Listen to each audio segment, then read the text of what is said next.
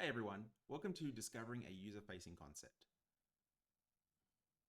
Hey everyone, I'm Christopher DeBella and welcome to Discovering a User-Facing Concept. About 2 years ago, Eric Niebler had tweeted that generic programming. About 2 years ago, Eric Niebler had tweeted a generic programming pro tip where he said that although concepts are constraints on types, you don't find them by looking at the types in your system, you find them by studying the algorithms. And this really resonated with me. It changed the way I thought about concepts a little bit because I thought I understood them, but it turns out that I didn't really understand them as well as I thought I did. And this tweet really cleared up a lot of things for me.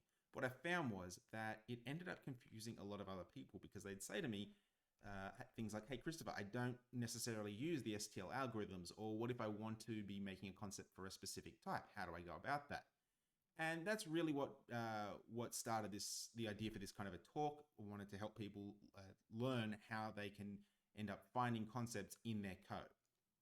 Now, this talk is not a Concepts 101 talk. You should already know how to use the language feature.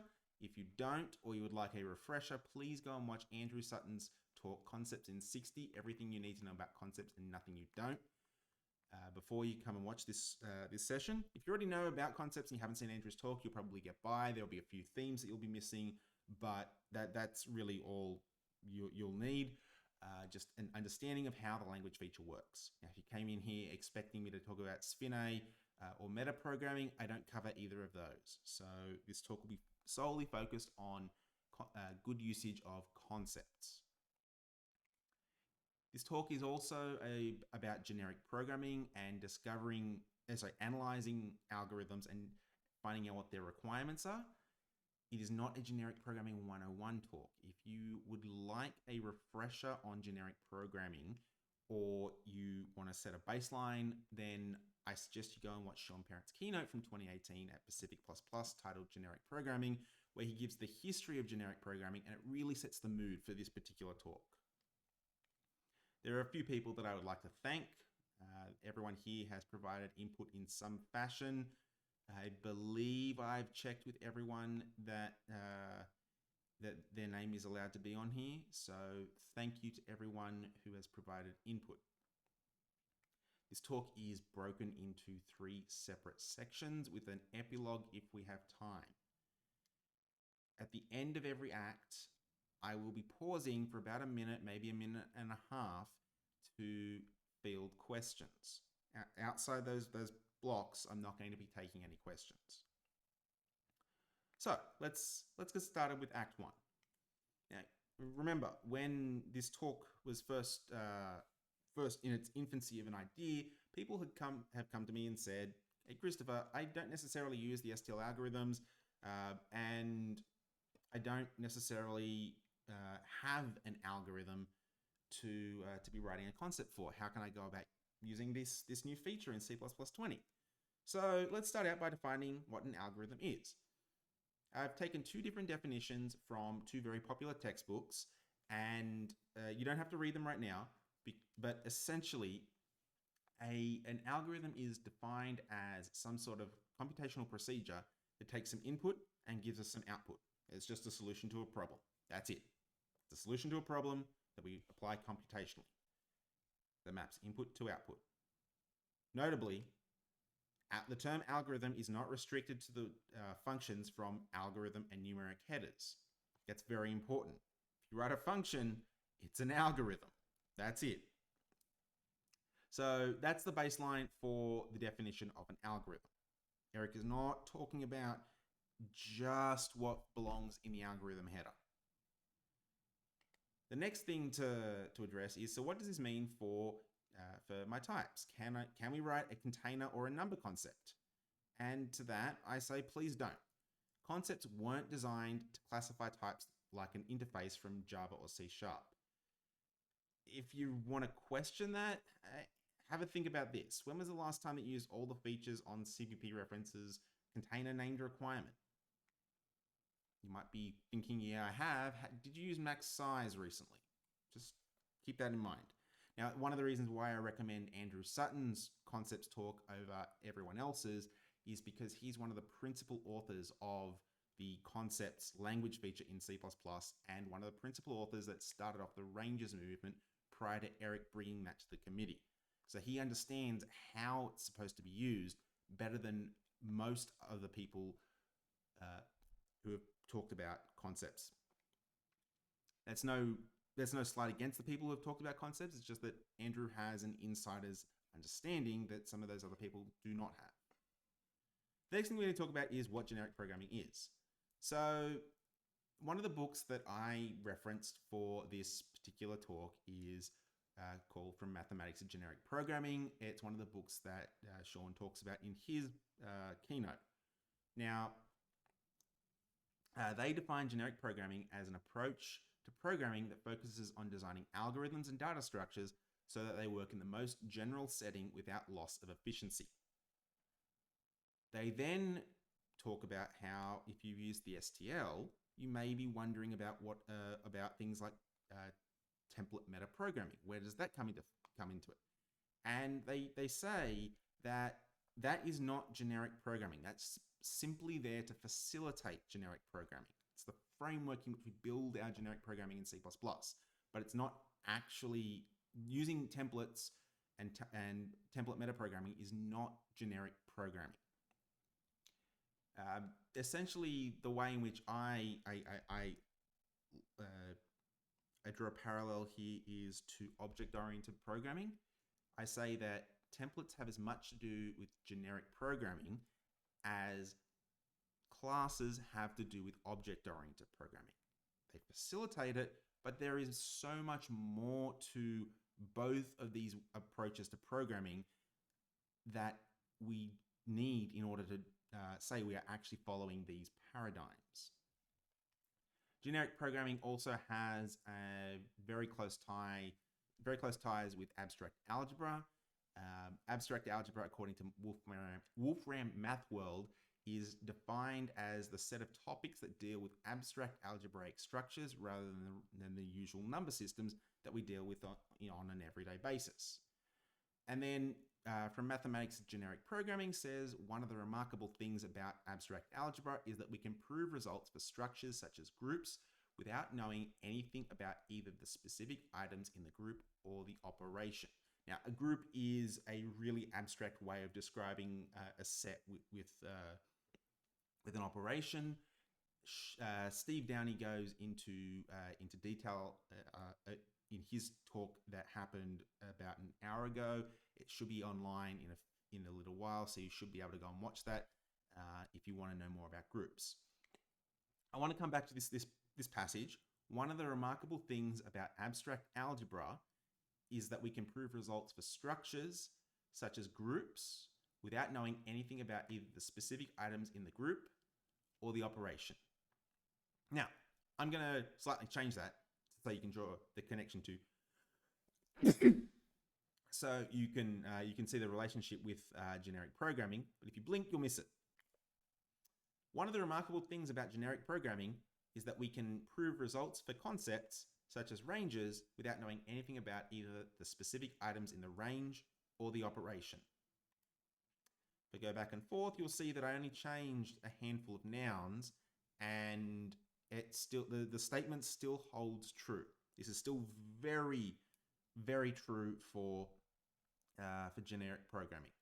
And so this is going to be a theme that we see throughout generic programming.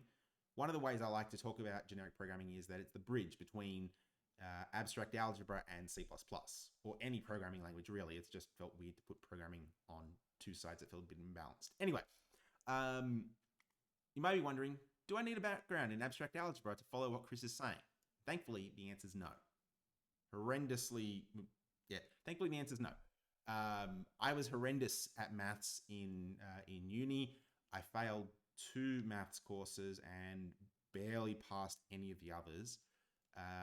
So I am not a mathematician, or at least I'm not a professional mathematician. I'm an amateur. I'm someone who likes to learn about maths, but formally I don't have a background. If you can understand the top bit of code and how it holds the same meaning as the bottom bit of code, but the bottom bit of code also can cater to a lot more contexts and still hold exactly the same meaning, then you are good for this talk. That's it. That's all you need to know. Okay, so we come this far. We haven't talked about concepts at all yet. What is a concept? Essentially, a concept is a named collection of requirements for some algorithm or data structure. That's it. Now, requirements come in three inextricable forms. That essentially means that if you find one, you're usually going to find the other two as well. We have syntax requirements, which are commonly known as constraints. These refer to things like being able to say ++I on an iterator. We have semantic requirements, which are sometimes known as axioms. These are essentially things like saying that ++I moves to the next element.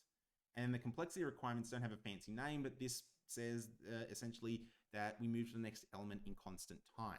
It means that that's essentially what the three requirements are. And finally, you may not know this, but the original title of this talk was Designing a User-Facing Concept. And then I was talking with Eric Niebler about syncing our talks because I wasn't sure if there was a reason for us to sync them. Turns out there isn't. But Eric pointed out to me that we don't design our concepts. We design algorithms and we discover the concepts by studying the algorithms. This harkens back to mathematics. Just like plants and animals which exist, so does mathematics. We don't create life, we simply find it. And mathematics may even exist even in the absence of matter and energy. That's a very philosophical thing, but it's something to consider. What we do invent is notation to describe maths. We don't invent the rules. And similarly, we don't design relationships between objects. That's something that we observe and report. What I'm trying to say here is essentially that we always need to consider use cases before we write a concept. Always. This brings us to the end of Act 1. Now, you've got the floor for a minute, and then we're going to have to move on.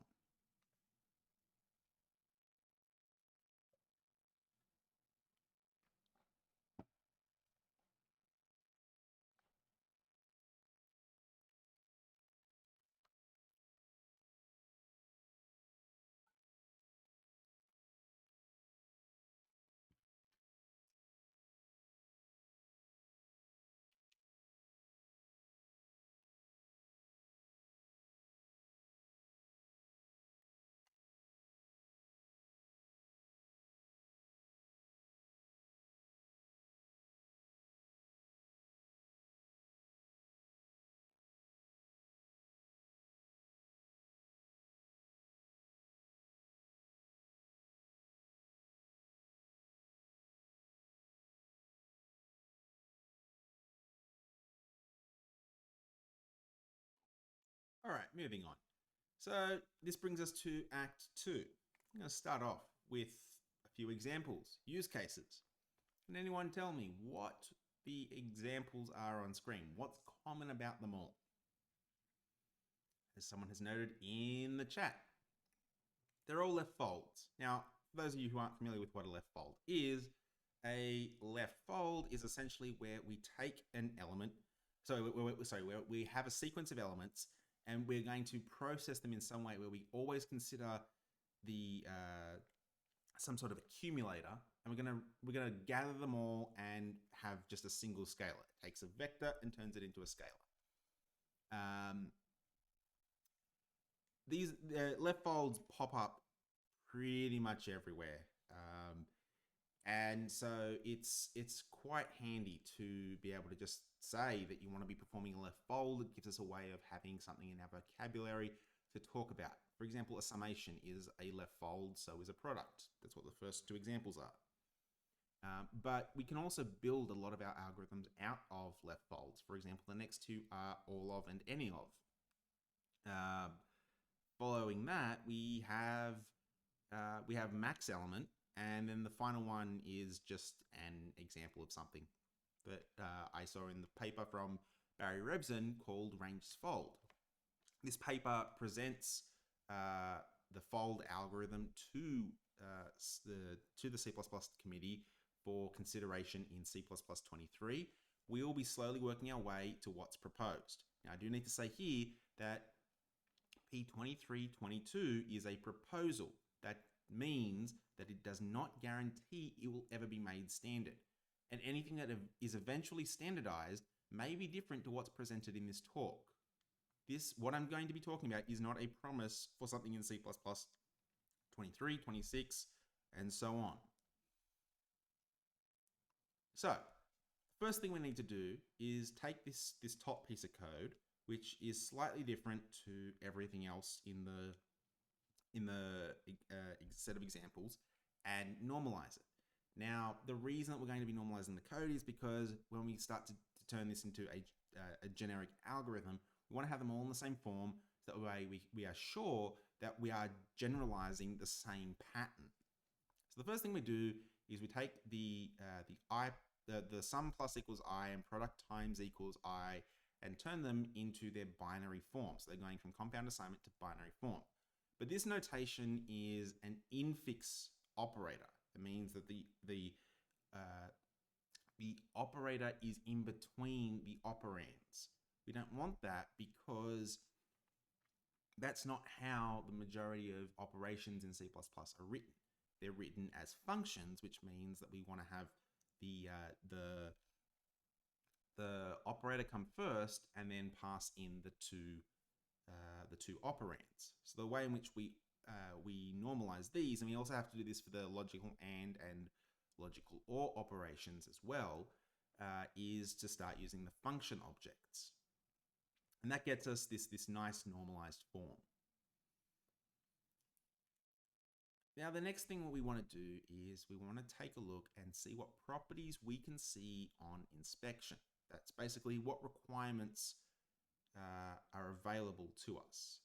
So I'll give you a hint on the first one and then give you just a couple of moments to absorb what's going on. So the first thing that we should notice is that we are iterating over a sequence. That means the algorithm uses a range.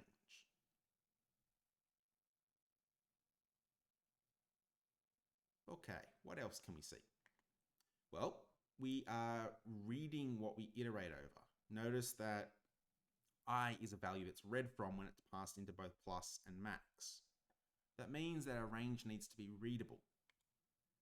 And we're never looking back at previous elements. That means that we're doing what's called a single pass algorithm.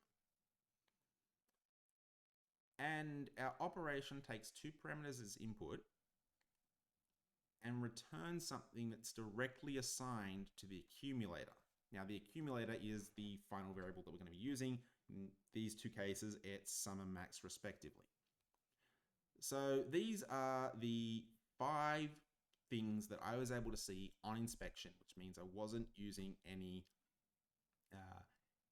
particular serious thought about this. So let's now templatify and let's parameterize and then apply the low-hanging fruit of concepts. So you'll notice that the algorithm should look very similar. We've broken down the range-based for loop into an iterator-based for loop, and we've put our two very basic requirements here. We've got an input iterator and a sentinel, and then the only real difference between the two is that instead of using function call syntax, we're using std invoke on the operation, because that makes it possible for a few more use cases that I haven't brought up, simply because I lacked the time to go into those particular ideas, those particular use cases. But essentially, there are other things that we can call that don't use the function call syntax, such as pointer to member functions. So this is just how we do a general invocation in C++. Okay, so this is the first set of things, but we're far from done. The next thing to think about is an example like this. How can we improve the code that's on screen while preserving the left fold algorithm? So what's happening here is we're going to be concatenating a bunch of strings, but we're not. The point of this exercise is not to find the best way to concatenate strings, but rather to see how we can improve this particular approach of concatenating strings, so that way we can generalize it. So the thing that we want to do here is consider that since we are always writing to spaceless sentence after we evaluate std plus, we don't need to keep the old value. We can move that into the concatenation operation and then return it once we're done with it. So this essentially means that we can now make a change to our algorithm, and then instead of just passing in an init by value, we can move it in. And this will change a few things that were along the way. So now what we want to do is we want to look at the whole expression in our algorithm and take a look at what's going on here. The first thing to note is that we need t to be move constructible when we move our init into the operation. And then, because we are assigning a result back, we need t to be move assignable as well. When you have these two requirements, you essentially have the movable concept. So what we want is for t to model the movable concept. Now, what does all of this say about the invocation? We're not going to consider init for now. We can come back to that in a little bit. But really, we need to consider what this expression is as a whole. Well, we're invoking op, which means it needs to be some sort of invocable. The first parameter has the type t, and the second parameter has the type iter_reference t of I, which is essentially the iterator's reference type. And when you put all these three things together, we say that op models the invocable concept with respect to t and i's reference type. So we can now go and put that in. Then, because we are assigning to init and the invocation may not return a t, we want to say that t is assignable from the invocation's result. And then, for reasons that I can't remember, we also need op to be copy constructible. Okay, so these are the requirements that describe the relationship between t and the invocation and the iterator's reference type. All these things describe that. But it's a bit of a mouthful. If you come to my talk with Cybran tomorrow, you'll see that things like this are a bit difficult to digest. So what we want to do is want to wrap this up into a concept. Now, this is a detailed concept, which means that it does not meet the criteria for the title of this talk, which is discovering a user-facing concept. This is simply just wrapping something up to make it easier to express in our code. And you'll see that these things are structured in such a way that we put dependencies after things that describe beforehand. And then we take the detail concept and we replace everything on op, and this is our fold left. Okay, so great. We haven't got a user-facing concept yet, but we've got a pretty decent fold left. Except that now someone comes along with a new use case, and we find out that when they have a bunch of numbers that are doubles, and they pass this into fold left, and they see that when they pass in 0.0 as their initial value, they get back the value of 2. But if they pass in 0, then they don't get back the value of 2. In fact, they get back the value of 1. And the reason for this is because essentially what we are doing is equivalent to the code that's below. And so what we can see here is that we are going to be truncating the summation of 1.0 plus 0.75 and unfortunately, and consequently 1.0 and 0.25 because we are doing a double to int conversion. And so that's not good. We're essentially getting the wrong value for our computation here. Pardon me. So let's go and fix that. So what we've done is that what we've done here is we found out what the invocation result is of when we pass in t and the reference type of I. And now what we're going to be doing is essentially using that type as our return type instead of the type of t. That means that our fold left is going to have some type that is more correct. And while it's a little bit harder to what it essentially means is that we are going to be able to get a more correct fold left. So, but there's a whole bunch of new things, and that means that our concept doesn't meet the requirements anymore, specifically with respect to the last two. Those are now out of date. So what we're going to do is we're going to start by adding a second detail concept to improve readability. The first three parameters are going to be exactly the same as before. Then we're also going to be passing in the invoke result, so the result of the invocation, and we're going to have this thing called decayed result, which will represent R in the algorithm's case, for reasons that we'll get to, I think, on the last slide of this act. So there are a few new expressions, and we'll consider them each in turn. The first thing that we want to talk about is that we convert t to R. And that means that t needs to be convertible to the decayed result. And we're also introducing this new invocation where we say that we want to invoke op, where we have the first parameter be the type R and the second parameter be the iterator's reference type. And this means that the operation needs to model invocable with respect to the decayed result and the iterator's reference type. And similarly to how we said that t needs to be movable, we also need to make R movable for the exact same reasons, which means that decayed result is now going to be movable. And then finally, what we need to be able to do is assign the result of the invocation into a queue. And so we get this lovely mouthful down here. Now, for the bit about the decayed result, the reason we need to consider everything as with the decayed result is because op might return a reference.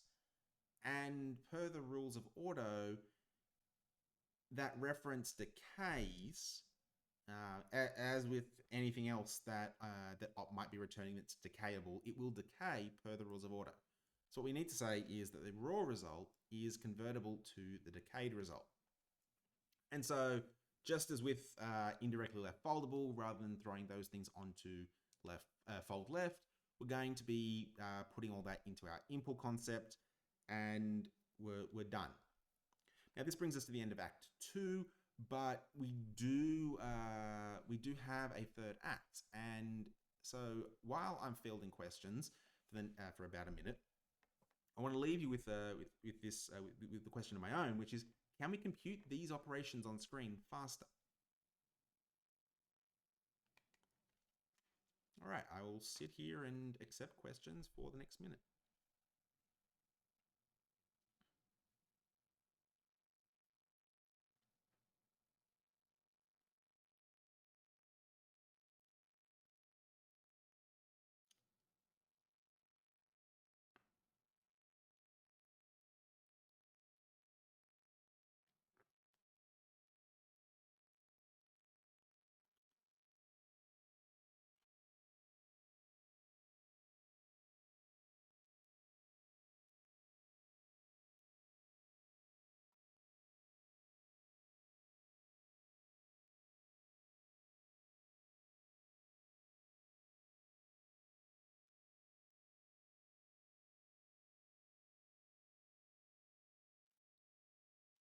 Okay, let's go to Act 3. We will reduce to a user-facing concept, as promised by the title of this talk. So, can we compute these operations faster? Turns out that we might be able to. So loop unrolling might help us. So here we have on screen a benchmark of the second algorithm, but where I was using doubles instead of ints. So I say that, so what we have here is fold left on the left, and then the unrolled fold left, which we are going to be calling reduce, I'll get to that in a moment, on the right. Now, essentially, what does our fold left do? It takes an it and then multiplies into that into the result t0, then t1, then t2, and so on until we exhaust all the elements. And according to the code, this happens linearly. Loop unrolling allows us to achieve something slightly better by unrolling the loop partially. That means that we can compute two products independently of each other, and they can be done pretty much at the same time.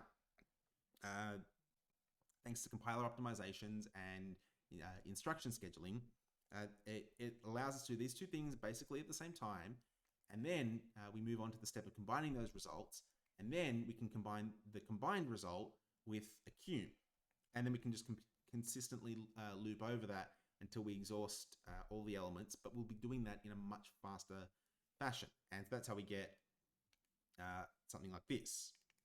But you really do need to benchmark your code before you try to optimize by hand. And the reason I say this is because the product computation that I posed as well, when using ints, gives us something very different based on your compiler.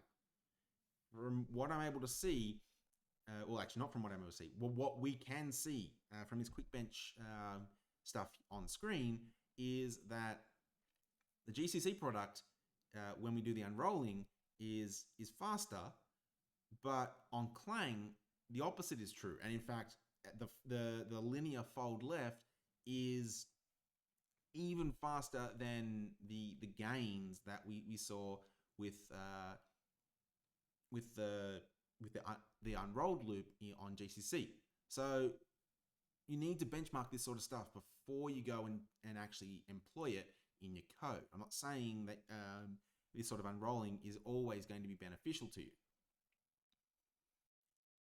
Okay, before we move on to the next slide, I don't really have a card for this, but essentially left fold is being proposed as the new std accumulate.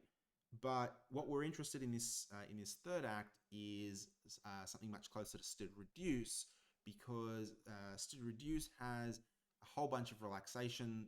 It has a whole bunch of additional requirements that allow us to unroll the loop. So we're going to call our new algorithm reduce, and we're going to put in quotes ranges because we're essentially making a brand new one. So this is what the ranges reduce looks like, and you can see a bit of loop unrolling if I take a bit of highlighting off. Everything that's in gray, everything that's grayed out now is going to is common between left fold and reduce. These two, those bits are identical. So what's happening here is we start out the same as fold left, and then we go and do the loop unrolling, and then we have a stride of size 4 because we are going to be considering 4 elements at a time now. And then if we have fewer than 4 elements, we'll go back we'll default to a fold left and finish off the loop. So that's essentially what's going on here. And because we are doing the same thing fundamentally, that means that left fold is the basis of our reduce. And that means we can we just slap on, well, actually I've done all the hard work improving this, and I'm not going to go into that here because it's pretty much just rehashing what we did in Act 2. But what we've got going on here is I've just gone and put on the same requirements as left fold, and we are going to use that as our basis for moving forward. Now, of course, there are new expressions, which means we need to consider new things. So we'll start out by addressing the iterator requirements. We'll notice that we do a last minus first, and what we need is to compute the distance between the iterator and the sentinel in constant time. That's a combination of a syntax requirement with the minus, a semantic requirement by saying what this expression needs to do, and then a complexity requirement in saying what it is in constant time. We then say that we first plus equals 4. That essentially means that we want to be able to skip over some arbitrary number of elements in constant time as well. And then finally, we say first, we index first, the iterator first at positions 0, 1, 2, 3. And what that means is that we want to index arbitrary elements in constant time. There's only one concept that actually meets all of these requirements and is the minimal at the minimum level, and that's random access iterator. So that's our first concept. The next one is that we essentially want op to be invocable when both the parameters are the iterator's reference type. So we need to consider this as well. But that's actually not good enough. It'd be really frustrating if when we had the active element and then 2 elements down, if they were the same, and then the 2 offset by 1 were also the same, but then the results of the invocations were different. To give you a bit of a better analogy, let's say that 0 and 2 were both 100, and then 1 and 3 were both 50. It would be weird if, and the operation was plus. It'd be really weird if the operation was, if the addition was allowed to return 150 for the first one, and then 0 for the second one. So what we say is that what we want to do is we want to replace invocable with regular invocable. Now, a regular invocable is essentially a strengthening on the requirement of invocable. So what we're saying is that we're not allowed to modify the parameters, and we're not allowed to modify the function object itself. And when for equal inputs, we always need to return equal outputs. That means that if we pass in 150, then to an addition operation, the operation always needs to return 150. We can't escape that. So that's what we do for these particular operations. And then what we do is, because we're operating inside the space of R, we want to say that the invocation's result is convertible to R. Now that's what gives us this concept down the bottom. And now we are kind of reaching the end of the simple requirements and going into the more involved ones. So let's press on. So we start off by defining the term operation as it is in mathematics. Now, according to Wikipedia, essentially an operation is a function that takes some number of input values and maps to a well-defined output value. Now, that should seem pretty intuitive. For those of you without a rigorous math background, the operation also has a set of values that can be provided as inputs. That set of values is called the domain, but the set of valid inputs is called the domain of definition. And the operation maps to a thing called the codomain, and we'll be talking about these two things in some detail. Now, the domain of definition, as I just alluded to, is essentially the subset of the domain that the operation is defined for.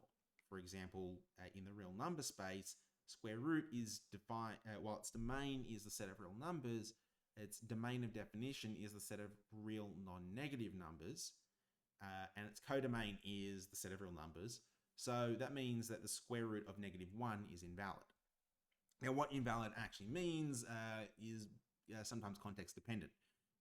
In standard C++, we often say stuff like undefined behavior, ill form, no diagnostic required, and unspecified behavior in some certain circumstances. In the space of concepts, it typically falls under ill form, no diagnostic required. But we may need to overrule that in some situations. We may want to go from if NDR to unspecified. We'll get to that in a moment. But this is why floats are totally ordered despite being unable to compare nans, because nans are outside the domain of definition for comparing numbers. They're not a number, and this is pretty much a rule. It falls outside the operations domain and definition, and outside the types rules. So that means that totally ordered doesn't need to care about them. So now let's define a concept called binary operation. There are three requirements, three constraints on this. Essentially, our operation needs to be a regular invocable with respect to its two parameters, and then the type R that we've passed in needs to be constructible from the result, and it also needs to be assignable from the result. Now, the real important thing about these two secondary concepts is to prohibit things like being able to return void or having an otherwise useless operation in the context that you're working in. Now, for the axioms, we say that when we have an instance of op and an instance of t and u, the types t and u represent the operation's domain. One of the mathematicians who reviewed my slides got a bit concerned here. He thought that that I was saying that this is not a cross-type operation or even a cross-set operation. But what I do want to stress here is that T and U not only can represent distinct types, they can represent distinct sets. This operation should work for things such as scalar vector multiplication. The type R represents the operation's codomain, and the value returned by the invocation with respect to T and U is an element of the operation's codomain. That's it. This is pretty much our binary operation. And this moves us on to another concept called a magma. Now, essentially, a magma is a binary operation when it has the same domain and codomain. Why it's called magma, I don't know. Maybe the mathematicians were into Pokemon at the time, or they were watching Austin Powers. Our constraints are that it is a binary operation where we can pass in, for any T and U, for any types T and U, we can pass in a T and U in any particular order. So that means that we may have no T's, we may have no U's, or we may have one of each on either side. This is pretty much it. Axioms are a little bit more wordy, but they're not that much more difficult than the previous one. Essentially, what we're saying is that if we have some T1 and T2, U1 and U2, then whenever the 1s are on the left and the 2s are on the right, it doesn't matter whether we have a T or a U, the result is always going to be equal. If that's a bit confusing, essentially what I'm saying is that the operation of T1 and T2 equals the operation of U1 and U2, and similarly when one of the other two is there. So this is the detail concept magma. Again, detail concept. And then this brings us to an axiom that you may overlook. Here are three of the invocations from our algorithm.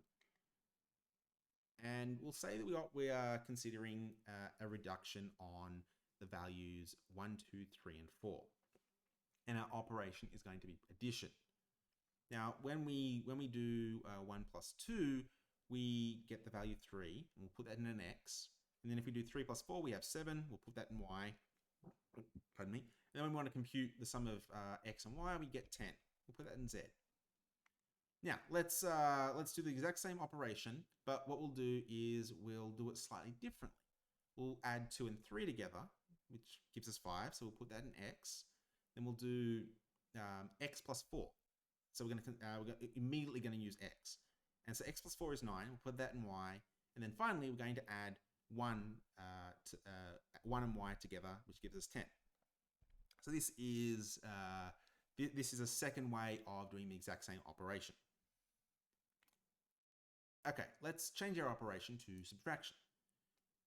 So we do 1 minus 2, it's minus 1. Well, different operation, so it's gonna potentially give us a different result. 3 minus 4, also minus 1, and x minus y is going to be negative 1 minus negative 1, and per the rules of algebra, that is going to be 0. All right, what about if we do the same shift thing that we did with addition? Well, 2 minus 3 is negative 1. So far, so good. It's the same result. But then negative 1 minus 4 is negative 5. Okay, that's a different result. But let's see how things play out in the end. Well, turns out that 1 minus negative 5 is positive 6. And that is not the same result. So there is something about addition that we are not seeing in subtraction. It turns out that if we change the operations to multiplication and division, we'll end up with the same problem where the result of multiplication will be the same, but the result of division won't be. This is called associativity. Now, essentially, what this means is that we can add and remove parentheses, and it won't make any difference to our result. So you can see on the left-hand side that it doesn't matter which order, so where the parentheses are, the result is always going to be 10. But on the right-hand side, when we shift the parentheses, what's going to happen is we're going to end up with a different answer for each of the different orderings. And so that means that addition, multiplication, those are associative, but subtraction and division are not associative. Now, a bit more formally, this is a definition of associativity. Essentially, for some binary operation, it's associative if and only if for the values x, y, and z in some set S, when we apply the operation to x and y and then z, it needs to be the same as applying the operation to y and z first and then x. In code, this is what it would look like, assuming that we're not caring about the requirements for now. So now we have the definition of a magma, and we have the definition of associativity. We can come to what is known in mathematics as a semigroup. Now, a semigroup is some magma that where the operation obeys the associative property. That's it. It means that so if you put the magma and associative thing together, then you have what's called a semigroup in algebra.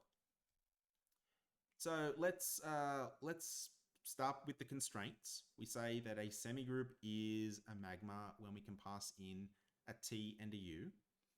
And we also say that the T, that when T is the left-hand side of the operation and the invocation's result is the right-hand side, that also needs to be a magma. And then similarly, when the invocation's result is on the left-hand side and U is on the right-hand side. Now, the reason for that is to ensure that we can actually do something like checking the properties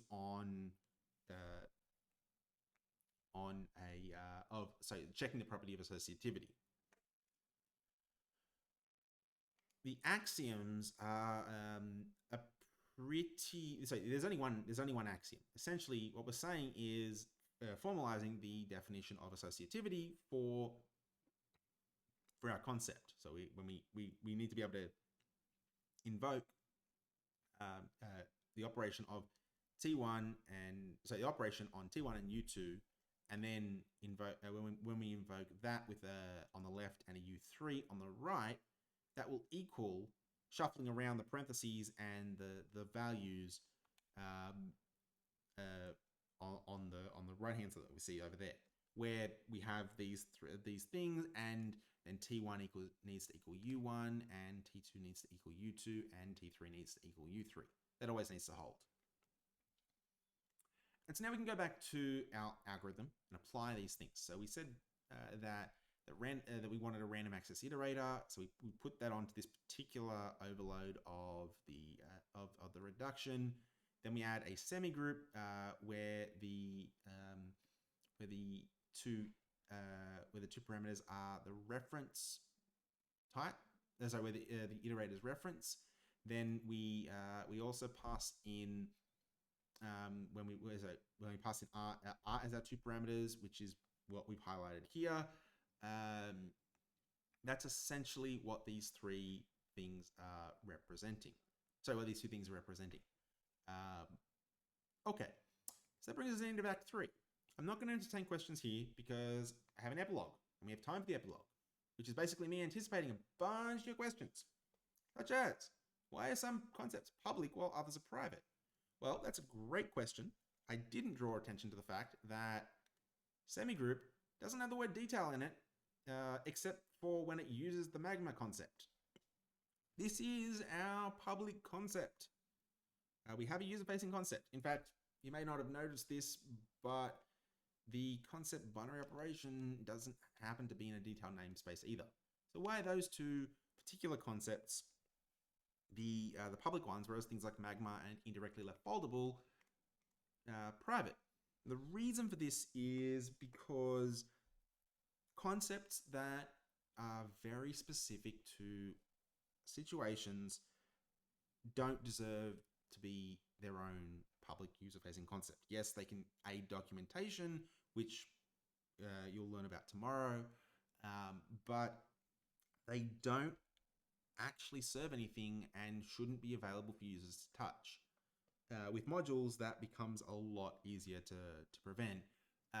But really what I'm getting at here is that things that are public are things that have a lot of general applications. For example, semigroup is useful in describing some sort of, take a safe integer type, for example. The addition operation can take advantage of the semigroup concept, and as can the multiplication. This generalizes to anything that you can do addition and multiplication for. You may you'll find that semigroup pops up in a lot of places, and that means that it warrants being available for general use. Similarly, a binary operation is a very common thing to want, and so what really distinguishes one of the other things that really distinguishes a concept from public and private use is how well the concept can generalize as well.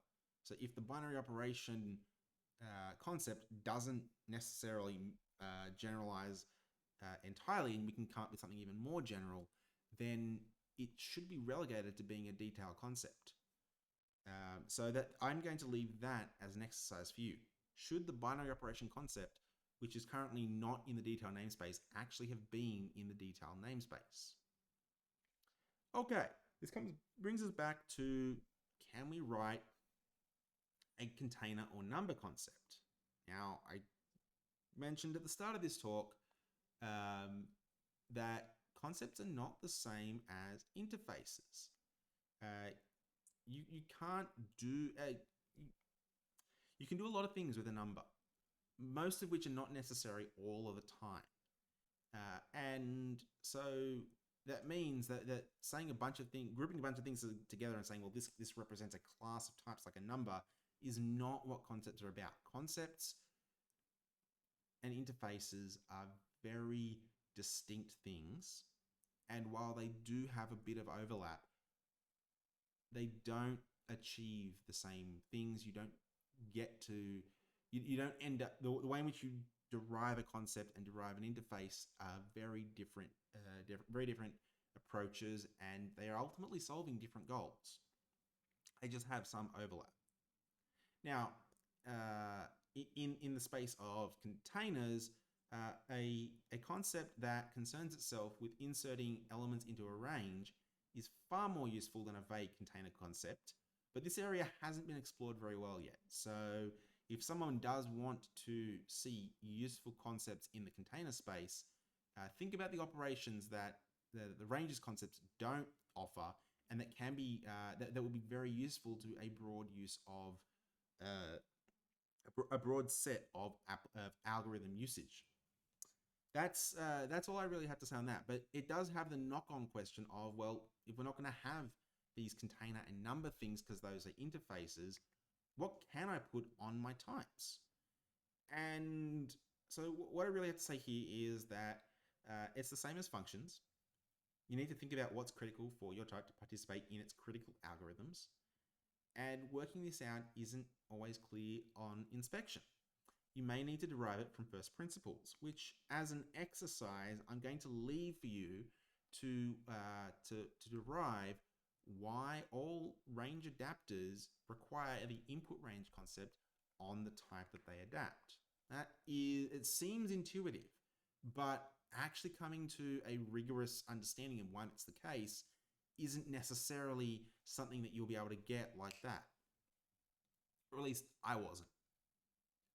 Now there are two more slides, and I'm gonna field questions. The first is, where can I learn more about generic programming? Well, first thing I recommend is going back and watching both Andrew's talk and Sean's talk. Both brilliant talks by people who really get generic programming. I also recommend these two books, From Mathematics of Generic Programming and Elements of Programming. The first one is a much more conversational book. It explores things like history as well. It is the lighter read of the two. I have read that one from cover to cover. I did kind of blitz through one or two of them because I didn't have enough time for these slides to. I did blitz through a couple of the chapters, but the majority of it I have absorbed and can say it's a really conversational read. Elements of Programming, much harder read. There's like one or two chapters that I'm terrified of, but the rest of it is brilliant, and I thoroughly recommend both books. If you download these slides, then you'll be able to get links to both of these, both of their websites. The Elements of Programming book is actually free, so it was made free by the authors, so you can go and read about that sort of stuff. The final question is, where can I learn more about instruction level parallelism, which is the loop unrolling stuff? And these three books are the ones that I consulted for this particular talk. Essentially, I want to make sure that if you are going to be learning about, if you want to be employing instruction level parallelism in your programs, you should be learning about it and understanding what it is and how the compiler can help you, and why you may not actually need to do it at all. And again, if you are going to do it, please benchmark your code, because that is going to dictate whether or not you even need to worry about this stuff. So, in summary, concepts describe the algorithm's requirements, not the properties for some category of types. Concepts that have broad utility are user-facing, otherwise they should be implementation details. Benchmark your optimizations before you consider discarding the naive implementation. You may find that the naive one is just as fast or even faster. Again, we find requirements by studying algorithms, and generic programming starts with the concrete use cases. We start with the concrete, then we go to the generic stuff. Okay, that brings us to the end of Discovering a User-Facing Concept by Christopher DeBella.